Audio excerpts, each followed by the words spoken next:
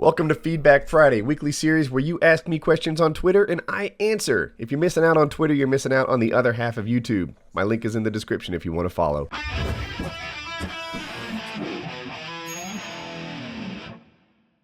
Woody, what do you think of trick shotting and montages on YouTube? I get asked this a lot, or a variation of the question, what kind of videos do I like? Here's the thing, if you're not hurting other people and your videos are doing well, awesome. That's all I need to know. Like, you're fine by me. That's the thing. As far as trick shots, like the shot itself is no longer interesting to me. I've seen so many videos like to that effect that when I watch a montage, I'm more interested in the editing choices that they made. I'm a sucker for videos that are synced to music. If you haven't seen that, sometimes people slow down or speed up the footage so that people die or shoot to the beat. And that, I think, is really, like, I love that. When I just see, like, a regular montage against a song, like, I like song parodies. Like, I sometimes do that. I'll, like, throw up a montage to a song parody. I like those, not just the ones I make, but the ones that other people make. But, I guess a standard trick shot video where what's really being featured is the shot itself isn't my cup of tea. If it's yours, awesome. There are people who hate PewDiePie, and I think a lot of it is they just don't like that he's successful, or they feel like their videos are better, and they want to be as successful as him or more because they have better videos or whatever. But I've never seen PewDiePie hurt anybody else, so knock yourself out, PewDiePie. Good on you. That's kind of my take on the whole thing. So what do I think of, to sum it up, too long didn't read? I like the ones that are to music, and I like the ones that have really interesting editing choices, but the gameplay itself is no longer what I look for in a video. Woody, will you be doing more vlogs with your new S4 camera? I love the couple that you've done. Oh, well, thanks for the kind words. Wow, look at that feed. Anyway, yeah, I'll be doing some more vlogs, especially soon, because I'm going to do this paintball event, and I'll be around some other YouTubers, and we should be doing a bunch of interesting real-life stuff. But in general, what I want to do more on my channel than I'm doing right now is some videos for people that don't know me already. Do some more tips videos, do some more, like I've always done this thing where I help unexceptional gamers play well. I'd like to mix that in and put some content on my channel for people that don't know me already. And that's what I intend to do. But in terms of vlogs, there'll be some more in the near term and then probably taper off. Unless things change. We'll see. You know what? I've got more to talk about.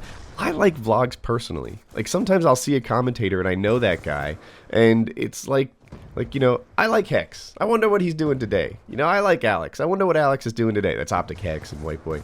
And I imagine other people sometimes have that same thought process, where they're like, oh, look, Woody and his family went out. I wonder what that was like, and it's just a way to sort of get to know someone outside of their natural environment, which for me is a video like this right here, talking over gameplay. Woody, I was wondering if you've hit max prestige yet in Black Ops 2. If not, how close are you?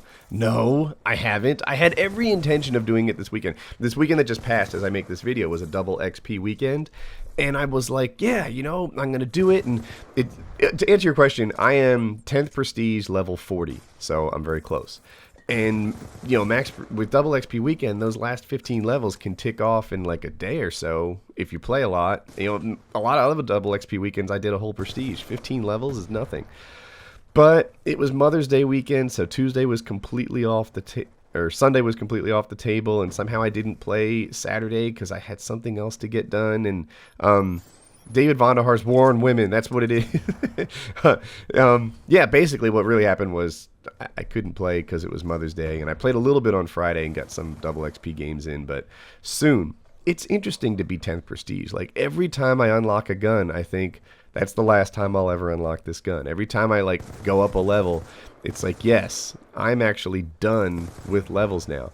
As I level up my gun and get the XP bonus, I think, man, soon that won't matter to me. It's not like it's some big life-changing event, but it's interesting to me.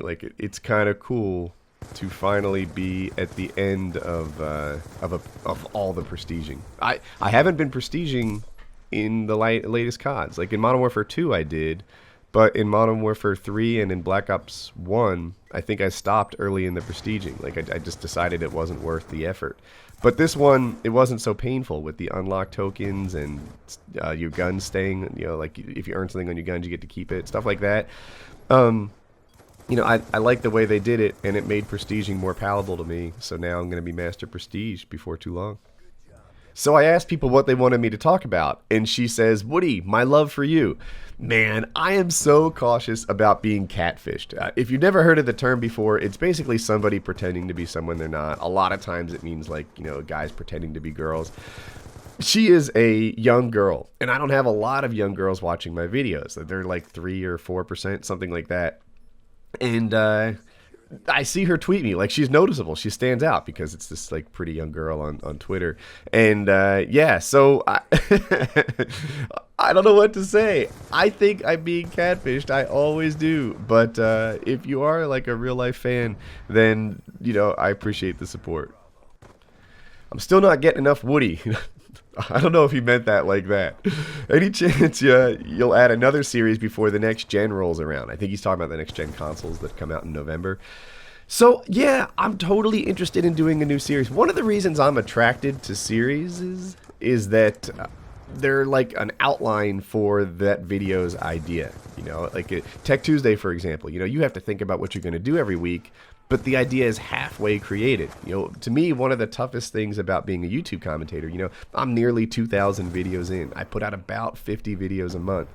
When you do that, the hardest part is coming up with the ideas. And when I have something like Tech Tuesday to provide a little structure, then the idea is halfway thought of. There's still a bunch of thinking and scripting, and like I have to put together almost a lesson plan on it. But there's some guidance there on what I'll talk about. Whereas if I didn't have any series at all, if every day started with a completely blank slate, it would be more difficult. I would like to do a series that's interesting to people who don't know me at all. I feel like a lot of the stuff I do on my channel, like Wife Wednesday, for example, are interesting to people who already know and like me, but they're not the kind of things that allow me to meet new people. So, if you have a series idea, I was thinking of bringing back Tactical Tuesday, which is like a gameplay advice type thing. Let me know. Let me know what you'd like to see in a series from me. I'm totally open to new ideas, and I would love it. So, give me your thoughts. Woody, do you have any major fears? Height, darkness, losing your hair, etc.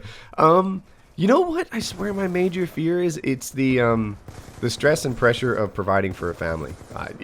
I woke up in a cold sweat. I was on a business trip actually, like a month ago, and I was worried about how I was going to pay for my mortgage. The truth is, like, I'm pretty comfortable with money. I've never been this comfortable before. My mortgage is paid for. Why am I worried about paying for a mortgage? If I had to, I could survive on very little money because, like, my cars are paid for, my mortgage is paid for. Like, I've been very responsible with my earnings. And my greatest fear is still, like covering family medical expenses and living expenses and all that kind of stuff. Even though, I've got that covered, when I'm like in that dreamy state, when I'm, worried about things that I don't even need to worry about, that's what it is. It's keeping everybody safe and sound and, secure and the things that I guess money do for you. So, yeah, that's what keeps me up at night. Woody, what do you think about the right to carry expanding slowly, seeing as how gun violence keeps dropping as the right to carry expands? So I'm going to put a GIF, or GIF if you prefer that, up on the screen. And red and yellow mean it's hard to get a gun, and blue and green mean it's easy to get a gun. And you can look at the year and see how the United States has changed since the 80s. It's just a lot easier to carry a gun all the time now than it once was. I do, right? I have a gun on me most of the time. And I never shoot anybody. I've never really shot anything except paper and one time a dying squirrel that put him out of his misery. So I think that a lot of gun owners like to think that the reason there are fewer gun shootings, like significantly, it's dropped in half since this gun, since that gift went up. Gun owners like to think that the reason it's dropped is that there's more guns out there and people can defend themselves and it stops things and whatever. I don't buy that. I think that's kind of a Wild West fantasy and not a reality. I think that the real reason people are not shooting each other. Maybe there's advancements in law enforcement that make it harder to get away with it, and that's the problem. Maybe culturally it changed. The Crips and the Bloods were like a really big deal back in the 80s and stuff. Maybe there's less gang violence because that's a big part of the Americans that get shot by guns are often part of gangs, and maybe that's just happening less than it once was. I just don't buy it being that everyone has a gun in their pocket and therefore gun violence is down. I think there's something else that's making gun and violence drop. That's my take on it. Tips for starting a podcast such as Painkiller already. The biggest thing is having the right partners. That's huge. I've seen a bunch of podcasts that were good, podcasts that I watch and think, oh man, I'm a little scared that this week I think that one might have been better than mine. But they all fall down because they all have, a guy or two guys who just aren't committed to keeping it going. And, that's been the downfall of every podcast in this community. You need to find people who are funny, who are different than you, so you have like a well-rounded crew. And you need to find people that actually want to do it week after week for a long time. That's the toughest part. If you're still here, perhaps I've earned your like. If you're new around here, subscribe in the top right.